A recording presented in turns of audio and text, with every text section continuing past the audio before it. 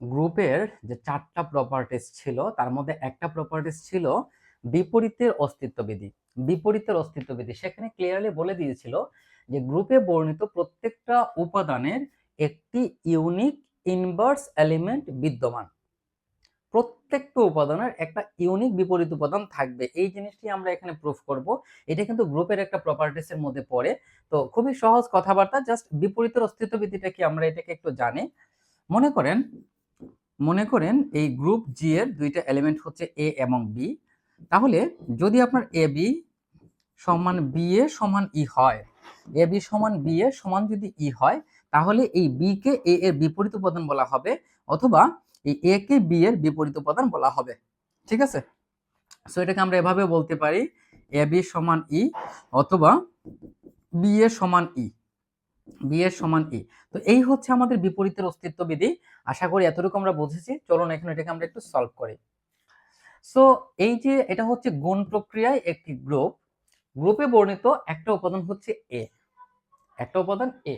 তাহলে এ এর বিপরীত উপাদান আমাদেরকে ইউনিক প্রুফ করতে হবে। ঠিক আছে, আমরা ধরে নিব না এটার ইউনিক উপাদান এক না, মানে এটার বিপরীত উপাদান ইউনিক নয়, ইউনিক নয়।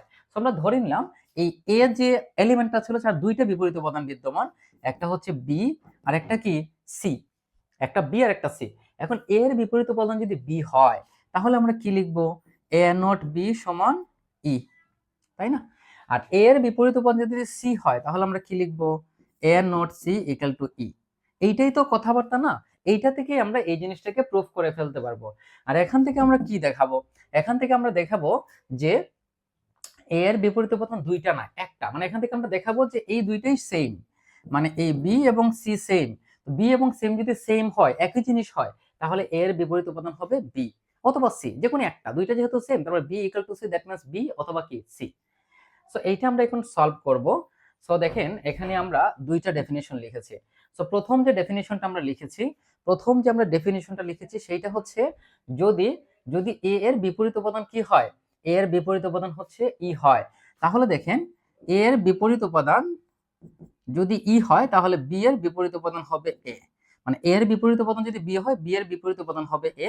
আর ডেফিনিশন অনুযায়ী এই দুইটার গুণফল হচ্ছে ই। আবার এ এর বিপরীত উপাদান যদি সি হয়, তাহলে সি এর বিপরীত উপাদান হবে এ এবং এই দুইটার গুণফল হবে ই। বুঝেন? তাহলে এই যে দুইটা লাইন আমরা লিখেছি, এই দুইটা লাইন আমরা কোথা থেকে লিখেছি, বিপরীতের অস্তিত্ব বিধি থেকে। আর এখানে যে ইটা হচ্ছে একটা আইডেন্টিটি এলিমেন্ট ওই গ্রুপ জি এর। ঠিক আছে, এখন এই দুইটা সমীকরণ থেকে এটাকে আমরা খুব ইজিলি প্রুফ করে ফেলতে পারি, তাহলে দেখেন এখানে আছে, এখানে এ নট বি সমান বি নট এ। দেখেন এখানে আছে এ নট বি সমান বি নট এ সমান কি আছে ই।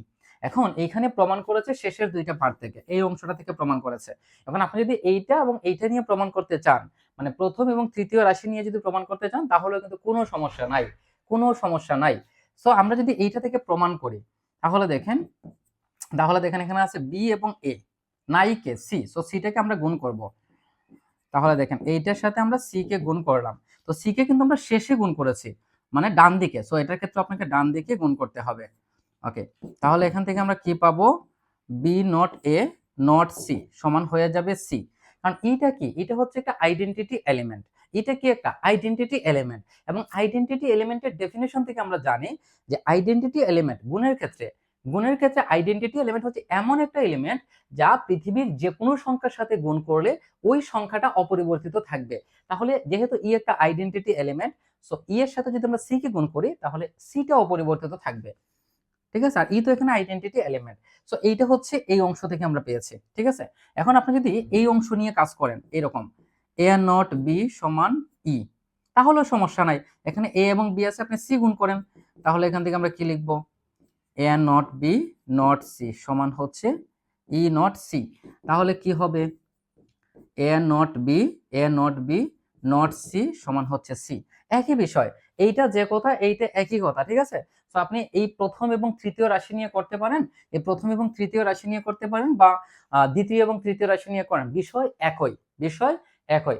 এখন দেখেন এখানে আমরা কি দেখিয়েছি, এখানে আমরা দেখিয়েছি এই অংশটা সমান হচ্ছে সি, মানে এই অংশটা সমান আমরা দেখিয়েছি কি সি, তাই না?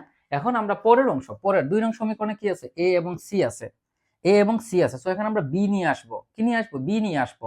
সো এখান থেকে আমরা দেখাবো যে B not A not C সমান হচ্ছে বি, মানে এই অংশটার মান সি, আবার এই অংশটার মান হচ্ছে বি, মানে এই অংশটার মানই বি, এই অংশটার মানই হচ্ছে সি। তার মানে বি এবং সি দুইটা ভিন্ন কোনো জিনিস নয়, একই রকম জিনিস। তখনই আমরা বলতে পারবো যে এইটার যে বিপরীত উপাদান, একটার যে বিপরীত উপাদান, ওইটা কিন্তু সেম, সেম মানে ইউনিক। ঠিক আছে, তো আসেন আমরা পরেরটা থেকে দেখাই। তাহলে দেখেন এখান থেকে আমরা এই যে 2 নং থেকে আমরা লিখলাম যে এ নট সি ইকুয়াল টু হচ্ছে ই, তারপরে এখানে উভয় পক্ষে বি গুণ করে দেন। সো বি গুণ করলে B not A asterisk C equal to কি পাবেন, বি পাবেন। এখন দেখেন, কাহিনী কিন্তু এখানেই শেষ। আসলে এটা আসলে কঠিন কোনো বিষয় না। দেখেন এই যে অংশটা B not A not C, এই যে দেখেন এই অংশটার সমান আমরা এই অংশটা লিখতে পারি সংযোজন বিধি অনুযায়ী। সংযোজন বিধি থেকে আমরা কি জানি, এ নট বি নট সি সমান এ নট বি নট সি, এইটা হচ্ছে আমাদের সংযোজন বিধি। এটা কি, এটা হচ্ছে সংযোজন বিধি, সংযোজন বিধি। তাহলে দেখেন এখানে কি আছে, এখানে আছে আমাদের বি নট, দেখেন B not A not C, এই যে দেখেন এই অংশের সাথে মিলান, এই অংশের সাথে মিলান, তাহলে এইটার মান হচ্ছে A not B not C. তাহলে দেখেন B not A not C, এইটা করার উদ্দেশ্য হচ্ছে এখানে আমাদের 3 নং সমীকরণের যে বামপক্ষ আছে, এই 4 নং সমীকরণে আমরা বামপক্ষটাকে সেম করব। যখন দুইটার বামপক্ষ সেম হবে তখন অবভিয়াসলি দুইটা ডানপক্ষ কি হতে হবে, সেম হতেই হবে, সেম হতেই হবে। তাহলে দেখেন 3 এবং 4 নং সমীকরণ থেকে আমরা এই জিনিসটা তো ক্লিয়ার, 3 এবং 4 হতে এই জিনিসটা আমরা ক্লিয়ার, যেহেতু 3 নং এর বামপক্ষ 4 নং এর বামপক্ষ সমান, তাহলে 3 নং এর ডানপক্ষ আর এই 4 নং এর ডানপক্ষ সমান হবে। দ্যাট মিন্স বি এবং সি সমান, বি এবং সি সমান, তার মানে বি এবং সি একই জিনিস। তাহলে যদি একই জিনিস হয় তাহলে এর যে বিপরীত উপাদান থাকবে সেটা দুইটা হবে না, তখন সেটা একটা হবে, এবং ওই একটা হবে ইউনিক যে মানটা আছে, মানে দুইটা যে একই রকম মান ওইটা। যদি বি হয় তাহলে বি, সি হলে সি, একটা, এনি ওয়ান। তার মানে প্রত্যেকটা গ্রুপের যে বিপরীত উপাদান থাকবে সেটা হচ্ছে ইউনিক, এবং একটাই বিপরীত উপাদান থাকবে, এই জিনিসটাই এখানে বলা হয়েছে। এবং আশা করি আমরা এই কনসেপ্টটাকে বুঝতে পেরেছি।